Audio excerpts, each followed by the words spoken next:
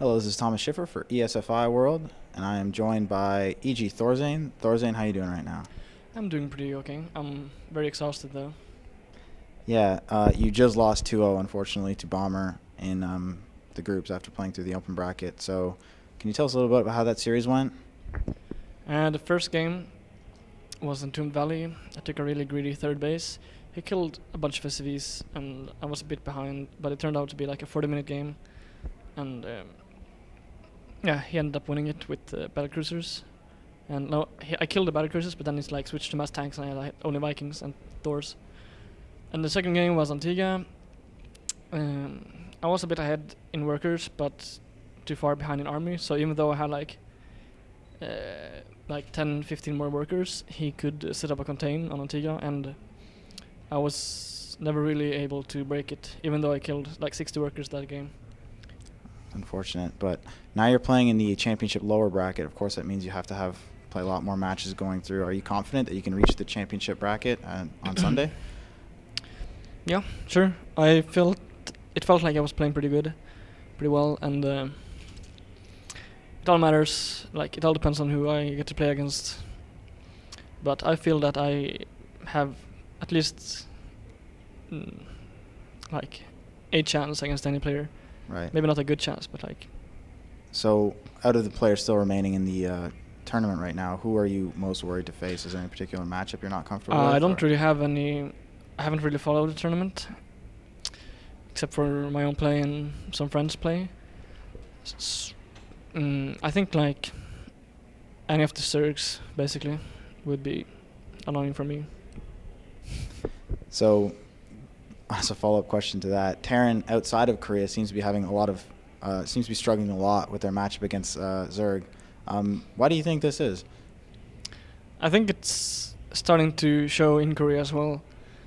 I'm not entirely sure. I think like if a Terran plays against a Zerg and both play perfectly, which obviously isn't possible, I think the Terran would win. But Zerg is, in my opinion, on the high level easier than Terran. Like, not necessarily imbalanced from a game point of view, but maybe imbalanced from a skill point of view. I see. This is my opinion, though. It's not fact, obviously. Right.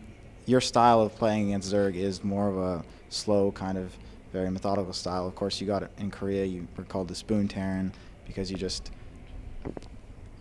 gradually wore down your opponent with like slow tank pushes and stuff like that. With the new maps that have come out recently, especially on the ladder, Blizzard just seemed to be increasing the distance and increasing the space that Zerg has and to expand and spread creep and stuff like that. Do you feel like this has kind of negatively impacted your style of play against Zerg? No, not really. Like, most of the maps are pretty old, and like the big desert map, I don't really play that a lot, the ladder map. And well, the GSL maps, like Whirlwind and whatever they're called, I haven't been able to play a lot of games on them either. But I'm not sure how that impacts the game. Like, obviously, if there's a small map, Terran has an advantage. The bigger the map gets from that point of view, the like Zerg gets favored. But that doesn't necessarily mean that it doesn't, like, if the map goes super huge, that might be good for Terran. I'm not really sure. Like some kind of like, because I think Terran is good against Zerg in like the late game. Okay. Well, let's talk a little bit about you. I mean, last year you spent a lot of time in Korea. You played in the GSL a few times, and you know you had a seed there. What are your plans for the rest of this year? Are you just going to be concentrating on your game right now, trying to attend foreign events? Are you going to stay at the EG house in Arizona, or maybe even have a brief stay in Korea again? So after MLG, I'm going to stay in Austin for a week for the Lone Star tournament. Mm-hmm. And after that, there's DreamHack Winter the next week. And after that, I'm going to Korea. So I'll probably stay in Korea for the rest of the year.